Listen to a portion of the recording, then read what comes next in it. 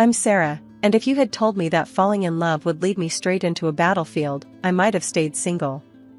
But here we are, or rather, here I was, fresh into medical school, with dreams bigger than my budget. I had been studying at the college for a couple of years, living off ramen and coffee, and picking up night shifts at the local hospital to keep the lights on. Then, at a typical blowout student party, filled with too loud music and cheap beer, I met Tom.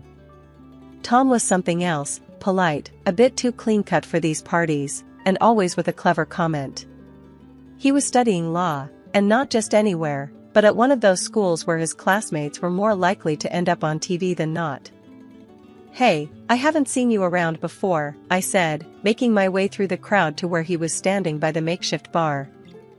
He looked up, a bit surprised, then shot me a smile. "Just hiding from the chaos, Tom." He extended his hand, which I shook, feeling the firmness of his grip. "Sarah," I replied. "Med student by day, coffee zombie by night." He laughed. "Sounds intense. Law's a snooze fest compared to that." We hit it off instantly. Within weeks, Tom and I were a thing, and I was happy. I mean, really happy. Then came the day he wanted me to meet his folks. I should have seen the storm coming. His parents lived in one of those massive houses where you could play hide and seek and actually need to call for help to find each other. I remember standing at their door, decked out in the nicest dress I owned, which suddenly felt too plain. Tom's mom, Mrs. Waverly, opened the door, and her eyes did a quick scan from my head to my toes. The chill in her hello could have frosted a cake. "Mom, this is Sarah." "Sarah, my mother," Tom introduced us, unaware of the ice in the air. Mrs. Waverly forced a smile. "Pleasure. Come in." Dinner was like sitting in a court where I was both the accused and the only witness. The table was set like something out of a magazine, with more forks and knives than I knew what to do with.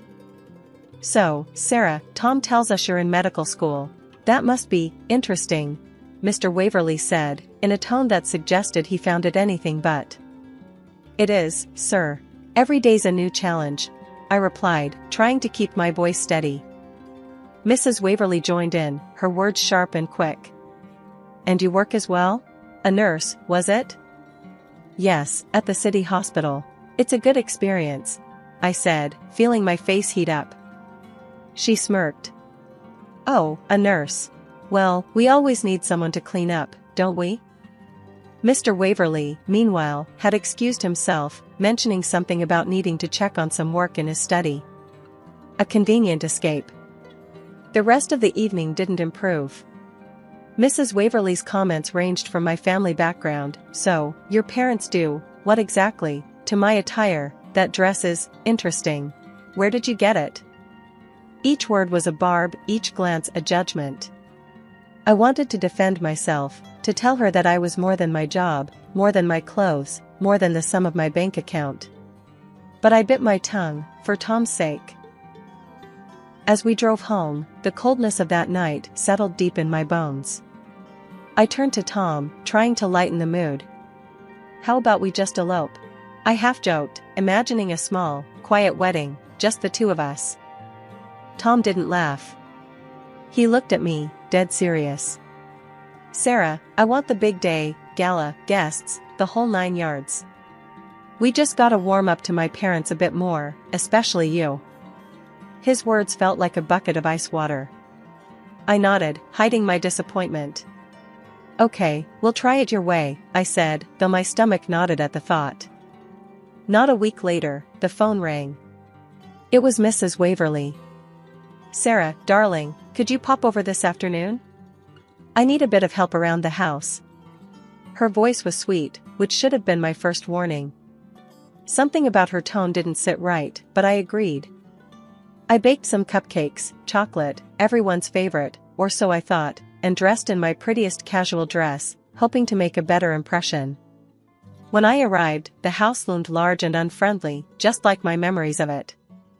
Mrs. Waverly met me at the door, not with a smile, but with a mop and a bucket. "Oh good, you're here. The housekeeper's sick, and we're in a dreadful state.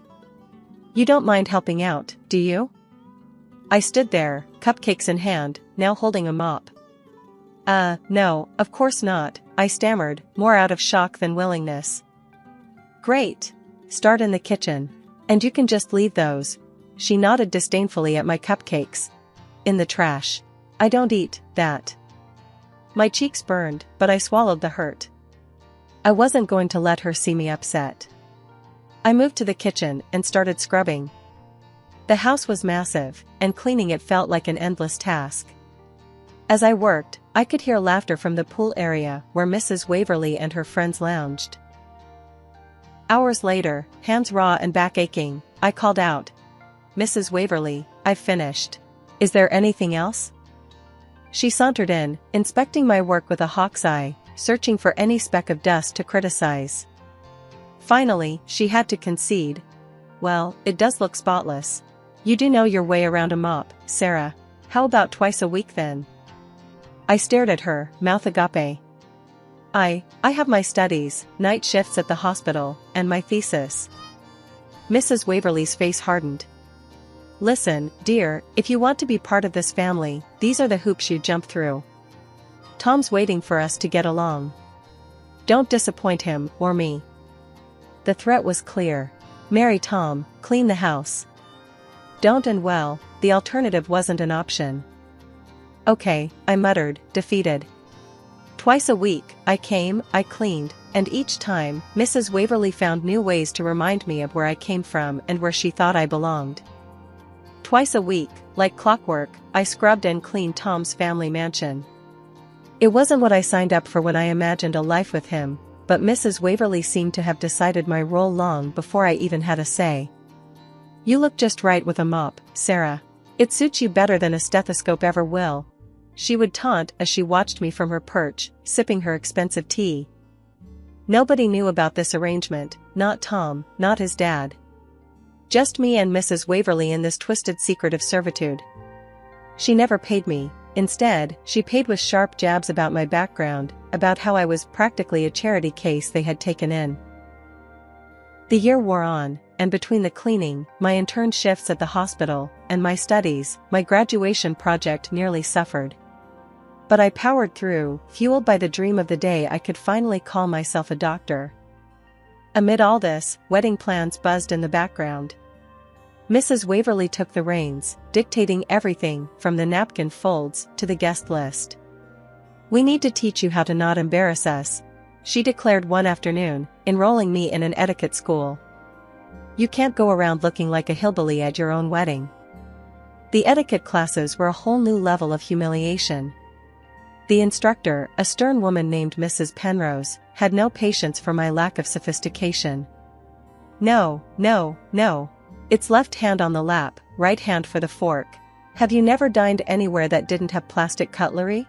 she chided during one of our sessions. "I'm trying my best," I muttered, feeling the heat rise in my cheeks as I fumbled with the silverware again. Mrs. Penrose sighed, a sound of weary frustration. "Your best needs to get a lot better. This is basic, my dear." As if the etiquette lessons weren't enough, Mrs. Waverly's next project was dance lessons, and then, French lessons. "You'll sing a lovely French song at the wedding," she announced with a smile that didn't reach her eyes. "I can't even sing in English, Mrs. Waverly. And I really don't have time to learn French," I protested, but my words fell on deaf ears. When I brought up these absurd demands to Tom, hoping for some support, he only tightened his lips and repeated the family mantra. "My mom's just looking out for us. You know how important this is. Just stick with it, okay?" I felt a mixture of anger and helplessness. It wasn't just the cleaning or the classes, it was his inability to see how much I was struggling just to fit into this image his mother had crafted for me. I remember walking into the dance studio, my body aching from a 12-hour shift at the hospital, and meeting my dance instructor, a lively man named Marco who seemed to dance rather than walk. "Light on your feet, eh? Let's see what you've got," Marco chuckled, putting on some classical music. I tried to follow along, but my movements were clumsy, my mind too full of medical terminologies and French vocab I had crammed the night before. Whoa, it's dancing, not wrestling," Marco laughed, stopping the music. Relax, you're too stiff. Imagine you're floating. Floating's hard when you feel like sinking, I admitted, half laughing at my own sad joke. As I lay in bed that night, the weight of the world seemed to press down on me. Etiquette, dancing, French, cleaning, each demand piling on top of the last until I felt I could barely breathe. The wedding was fast approaching, and the tension was as thick as the fancy curtains in Tom's family living room. Mrs. Waverly, always plotting, decided a bachelorette party was in order, a final hurrah before the big day, she said. I arrived at their house, dressed casually but elegantly, hoping to at least enjoy an evening without tasks or lessons. Mrs. Waverly greeted me with a smile that didn't quite reach her eyes. Sarah, darling, so glad you could make it. Here, you must try some of this champagne, it's from Tom's father's collection. I hesitated. Oh, I don't really drink, I murmured, trying not to make a scene. Nonsense. She laughed, handing me a flute filled with bubbly liquid. It's a celebration. Just one glass won't hurt.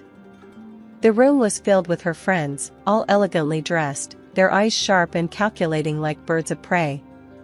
Feeling the pressure, I took a small sip to appease her, intending to set the glass down and forget it. But the room started spinning soon after, and everything became a blur. I woke up suddenly to the harsh sensation of cold water splashing on my face. Mrs. Waverly stood over me, her expression twisted with fake concern that quickly shifted to scorn. Look at you. Drunk and passed out. How disgraceful. I blinked, trying to orient myself. The room was still spinning, and I could hear murmurs and snickers around me. My eyes found Tom and his father, both staring down at a phone. Mr. Waverly's voice boomed. This is outrageous. I knew she wasn't right for our family. What's going on? I managed to stammer, my voice hoarse, my mind racing to piece together the situation. Mr. Waverly, face red with anger, thrust the phone at me. The screen showed pictures of me, but not just any pictures. In them, I was sprawled on the couch, my clothing disheveled to reveal my underwear, a bottle of alcohol carelessly placed in my limp hand, and a cigarette dangling from my lips. My eyes were closed, head lolling in a way that screamed of a setup. I felt my heart sink. I didn't do this, I whispered, looking up at them, my plea clear in my eyes. Tom looked from the phone to me, his expression torn. Mrs. Waverly cut in, her voice sharp. Oh please, look at yourself. Do you expect us to believe you're innocent? This is who you really are, Sarah. No, you've got to listen to me, I started, my voice gaining strength as I found my footing, despite the dizziness. I didn't drink that much. Just one glass, and I didn't even want it. Something was in that drink, you did this. Mrs. Waverly feigned shock, her hand at her chest. How dare you accuse me of such a thing? After all we've done for you, this is how you repay our kindness?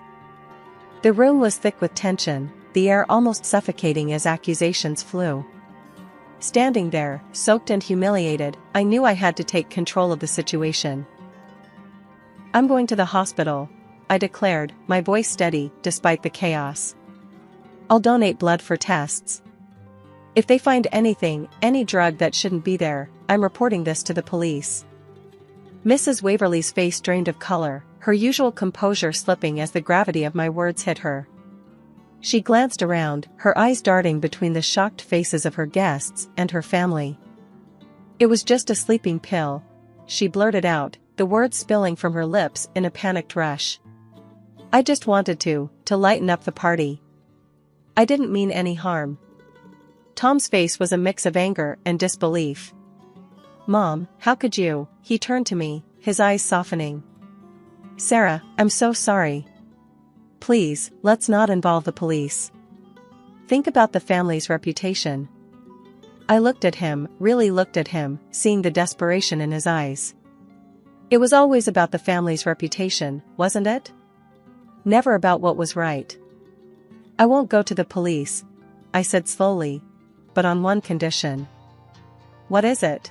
Tom asked, relief flickering in his eyes. I'm not your family's cleaner. Not anymore. And I'm certainly not working for free." The silence that followed was heavy. Tom and Mr. Waverley exchanged looks of shock, clearly unaware of what I had been put through. Mrs. Waverley attempted to smile, her usual charm seeping through her facade. "Let's not dwell on past misunderstandings. We were all preparing for the wedding, after all." I cut her off, my patience wearing thin. "It's not a misunderstanding. For the past year, your wife has had me cleaning your house under the pretense that it was just helping out. I was never paid, and all the while, she pocketed the money meant for the cleaner." Mr. Waverley turned to his wife, his voice low and dangerous. "Is this true, Helen?" She hesitated, then nodded, her eyes avoiding mine. "I thought it would be a good test of her character," she muttered. "Test of her character?" I echoed, incredulous. "Is that what you call exploitation?" Mr. Waverley's face was a mask of anger and embarrassment. He looked from his wife to me, the pieces falling into place. "Sarah, I owe you an apology. I had no idea." Tom took my hand, his touch gentle. "The wedding is still on if you want it." "I'm sorry for all of this. Really sorry." I nodded, accepting his apology but feeling the weight of his mother's gaze on me. As the room began to clear, Mrs. Waverley leaned in, her whisper harsh against my ear. "I'll find a way to separate you two. This isn't over." On the day of my wedding, draped in a gown that made me feel like a princess out of a fairy tale, I was floating on air. Yet, every so often, Mrs. Waverley's thinly veiled threats echoed in my mind, casting long shadows over my joy. As we stood at the altar, Mrs. Waverley approached, her steps measured, her smile too sweet. "Sarah, dear, it's time for your surprise. Remember? You promised to delight us with a little French song." Her voice was light, but her eyes glittered with mischief. I froze, the words hitting me like ice water. I'm not ready to sing, especially not in French," I whispered, turning towards Tom with a desperate look. Tom, caught in the middle of his mother's schemes and his own desire to keep the peace, seemed conflicted. He gave me a tight smile. "Come on, Sarah, it's just a song. Let's not upset anyone. Do it for the family, for the guests." Reluctantly, I walked over to the DJ booth, my heart pounding so loudly I could barely hear the murmur of the crowd. The DJ, a young guy with sympathetic eyes, leaned in as I approached. "Your mother-in-law insisted on non-Jene regret rain. Tough song, even for the pros." My stomach nodded. She had set me up to fail, to humiliate me in front of everyone we cared about. But I wasn't going to let her have this victory. Not today. I had something else in mind, something she wouldn't see coming. As I took a deep breath, trying to steady my nerves, Mrs. Waverley clapped her hands, drawing the attention of the room. "Ladies and gentlemen, please, let's give Sarah our full attention. She's been practicing so hard." Her voice was saccharine sweet, laced with venom. "Remember, no laughing too loudly." The crowd turned to me, expectant faces all around. I could feel their curiosity, their anticipation. Some were puzzled, wondering since when had I developed a talent for singing, let alone in French. As the music started, I held the microphone with a shaky hand, knowing that I wasn't about to sing. Instead, I had orchestrated a reveal that would expose the true colors of the woman who had tried to undermine me at every turn. "Ladies and gentlemen, please direct your attention to the screen. I have something important to show you all," I announced, my voice echoing through the hall. The room hushed, the playful notes of the French song dying away as the projector flickered to life. Instead of the romantic vistas of France, the screen displayed a series of images and videos that captured Mrs. Waverley in intimate moments with the young pool cleaner. The gasps and murmurs swelled into a loud buzz as each new image made her deception clearer. Mrs. Waverley's face turned a deep shade of red, then white as she realized the extent of her exposure. She spun towards me, fury contorting her features. "You wretch! How dare you invade my privacy like this?" she shrieked, her composure breaking like thin ice underfoot. Tom was staring at the screen, his expression one of disbelief. When he finally spoke, his words were like daggers. "You've destroyed my family's reputation with your spite. You're just an ungrateful beggar. You should have appreciated what we were offering you." My heart felt heavy, but my resolve did not waver. "Tom," I replied, my voice clear and unwavering, "you can't destroy what never existed.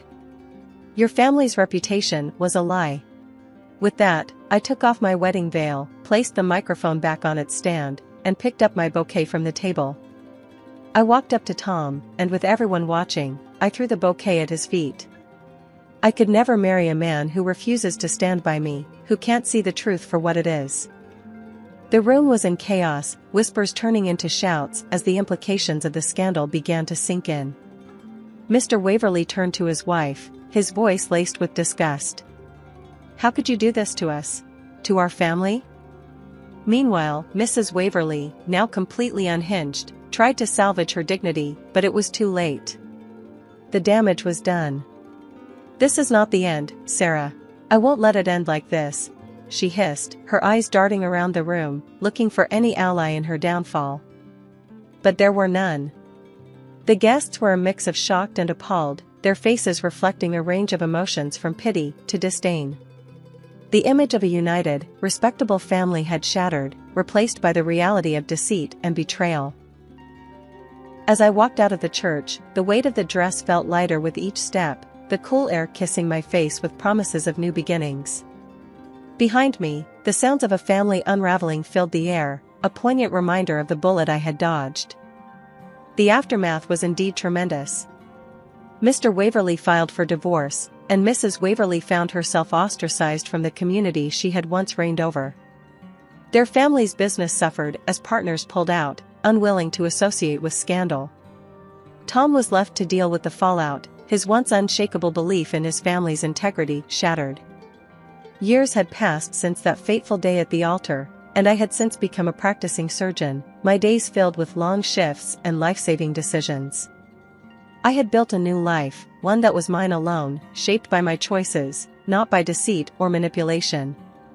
It was a typical day at the hospital when she came in, a patient, frail and barely recognizable, cloaked in tattered clothes, a stark contrast to the affluent attire I had once known her in. It took me a moment, but then the recognition hit. It was Mrs. Waverley, the mother of my ex-fiancé. She was wheeled into the emergency room, her face etched with lines of hardship and time, her eyes reflecting a mixture of pain and desperation. As the attending surgeon, it was my job to assess her condition. She needed surgery, urgently, but a quick check revealed she had no insurance, a fact that added yet another layer of complexity to the situation. "Dr. Sarah Thompson," she said, her voice a hoarse whisper as she recognized me. It was the first time she had addressed me without a sneer, and the irony of the moment wasn't lost on me. I need help. Tom, he's turned me away. I have nowhere else to go." "Mrs. Waverley," I started, keeping my voice professional, devoid of the emotions churning inside me. "You need surgery. But without insurance, it's complicated." She clasped her hands together, the once flashy rings she wore now absent, her fingers trembling. "Please, could you pay for it? Or at least do it for free? I'm begging you."